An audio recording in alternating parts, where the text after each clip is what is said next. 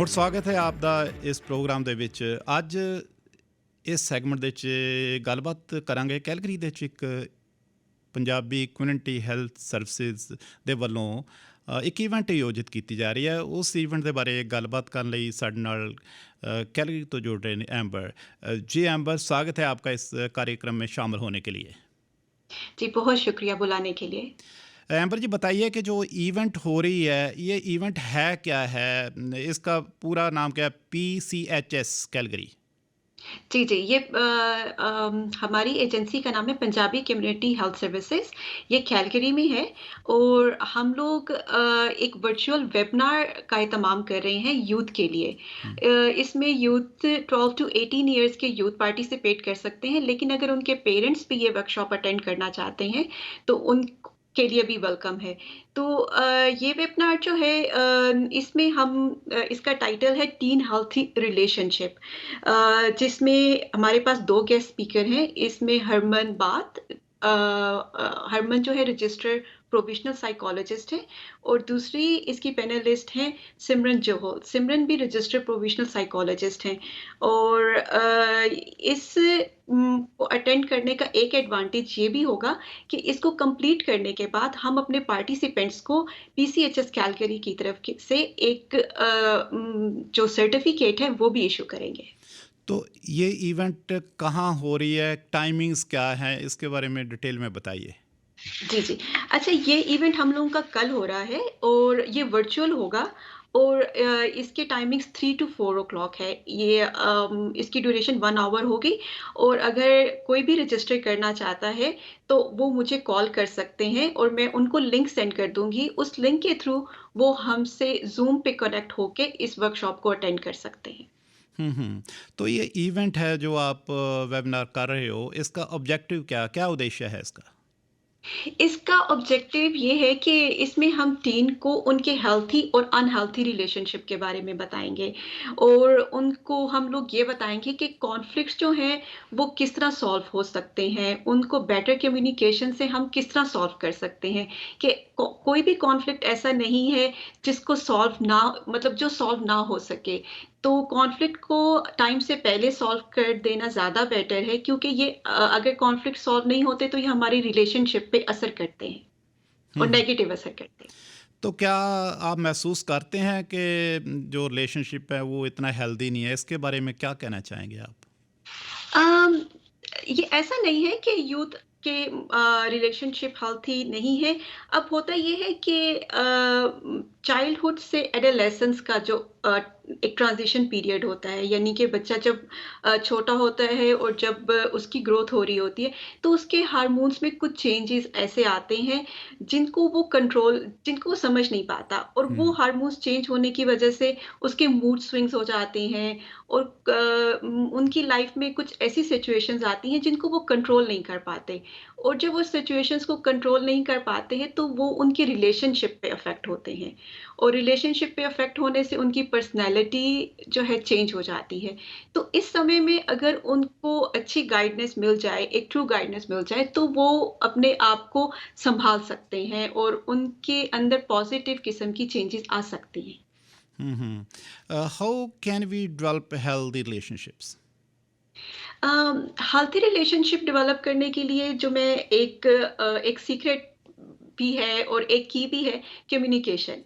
Communication is the best की to solve the conflict क्योंकि आपको पता है कि जब रिलेशनशिप बुरे होते हैं तो वो कॉन्फ्लिक्ट प्रॉपर कॉन्फ्लिक्ट ना होने की वजह से होते हैं। यहाँ पे थोड़ा-सा मैं जो है कम्युनिकेशन स्टाइल्स पे बात करूँगी जिसमें कम्युनिकेशन स्टाइल 3 तरह के होते हैं। हुँ, हुँ। एक असर्टिव अ, दूसरा पैसिव और तीसरा जो कम्युनिकेशन स्टाइल होता है वो एग्रेसिव होता है। अगर आप देखें अगर असर्टिव से बात शुरू करते हैं तो असर्टिव कम्युनिकेशन एक ऐसा जो है कम्युनिकेशन है जिसमें अ, जो है दोनों पार्टीज़ अपने पॉज़िटिव और नेगेटिव दोनों पॉइंट्स जो है पॉइंट ऑफ व्यू रखती हैं और वो कॉन्फिडेंट होती हैं कि हम जो भी बात कर रहे हैं अगला उसकी रिस्पेक्ट करेगा, राइट? और वो उनको अपने राइट्स का पता होता है असर्टिव कम्युनिकेशन में। तो वो किसी भी जो है अपने किसी भी रिलेशनशिप से जब बात करते हैं तो वो असर्टिवली बात करते हैं। और अगर हम पैसिव को लेके चलते हैं, तो पैसिव में ये होता है कि हम अपने जो फीलिंग्स होती हैं, उनको इग्नोर कर देते हैं। यानी कि हम अपने राइट्स को लेके नहीं चलते, हम थोड़ा-सा जो है डर के रहते हैं और हमें ऐसा लगता है कि हम कोई ऐसी बात करेंगे जिससे हमारा रिलेशनशिप खराब ना हो जाए और जिसकी वजह से ये होता है कि वो अपनी जो फीलिंग्स होती हैं, वो हाइड कर लेते हैं। तो ये भी पैसिव रिलेशनशिप है जो कि जो है वो डेफ़िनेटली कि सही नहीं है। तीसरा जो कम्युनिकेशन स्टाइल है उसको हम जो है एग्रेसिव हुँ, जो है कम्युनिकेशन स्टाइल कहते हैं। नाम से ही जैसे आपको लग रहा है कि एग्रेसिव से कि जो भी कोई बात आपने मनवानी है, तो वो आपने एग्रेशन से मनवानी है जिसमें जो है एंगर का एलिमेंट आ जाता है और आप इसमें दूसरे के राइट्स की रिस्पेक्ट नहीं करते हैं। आप हुँ। ये कहते हैं कि नहीं, अगर मुझे ये बात करनी है तो that's so I am right. तो इसमें जो सबसे बेस्ट कम्युनिकेशन स्टाइल है वो असर्टिव कम्युनिकेशन स्टाइल है। तो हुँ, ये कुछ ऐसे फैक्टर्स हैं जिन पे हम इस वर्कशॉप में बात करेंगे और हम उनको थोड़ा-सा गाइड करेंगे कि कौन से कम्युनिकेशन स्टाइल को अपनाना चाहिए और उसको अपनाने से आपके जो है क्या-क्या एडवांटेजेस हो सकते हैं। हुँ, हुँ। तो क्या समझते हैं आप ये जो आप इवेंट कर रहे हो, कितना इम्पैक्ट पड़ेगा? लोग इसको कितना को अडॉप्ट करेंगे?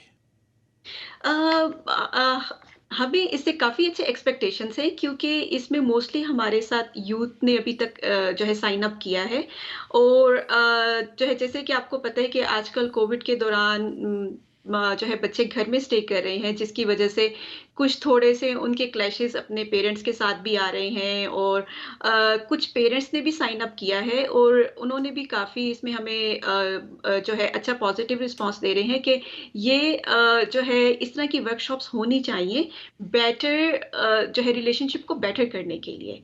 तो वैसे तो हमें बहुत अच्छा रिस्पॉन्स आ रहा है और हम उम्मीद करते हैं कि वर्कशॉप के बाद भी जब हम अपने जितने भी पार्टिसिपेंट्स हैं उनसे हम फीडबैक और इवैल्यूएशंस फॉर्म जो है फिल अप कराएँगे तो उसके बाद हम लोग देखेंगे कि हो सकता है अगर ये बहुत अच्छा वर्कशॉप हुआ तो हम इसका पार्ट 2 भी चलाएँगे।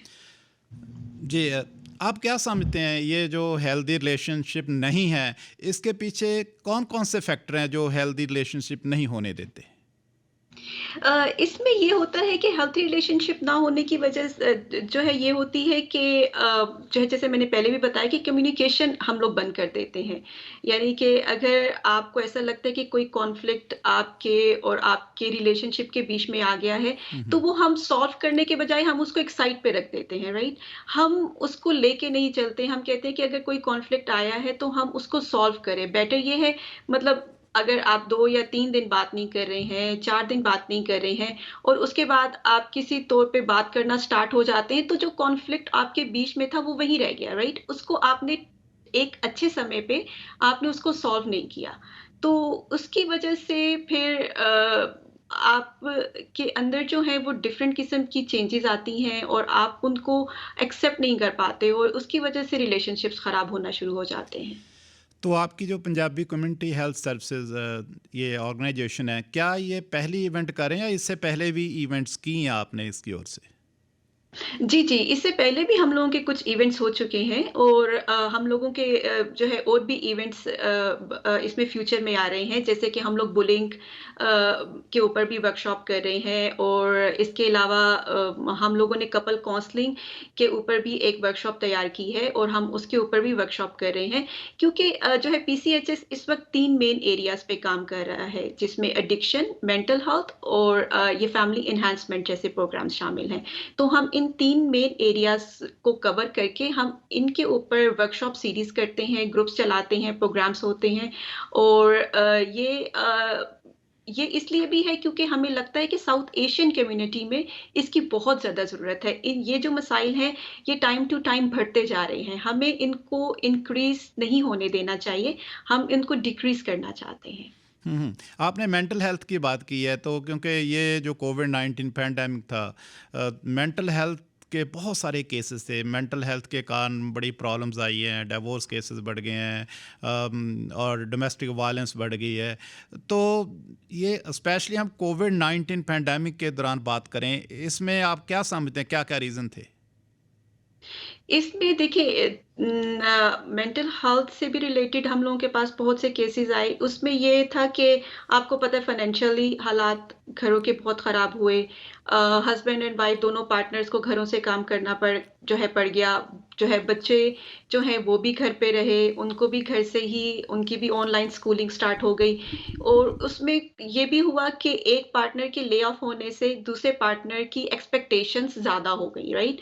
कि मैं अगर घर से काम कर रहा हूँ या कर रही हूँ, तो दूसरे पार्टनर को जो है घर में थोड़ा-सा बच्चों को ध्यान देना है या बच्चों को जो है सँभालना है।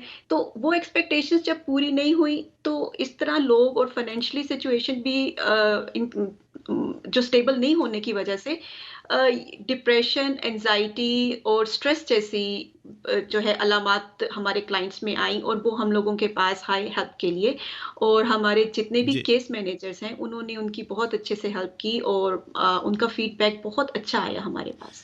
जी एम्बर जी, बहुत-बहुत मेहरबानी हमारे साथ जॉइन करने के लिए। Wish you all the okay, best. बहुत शुक्रिया। Thank you.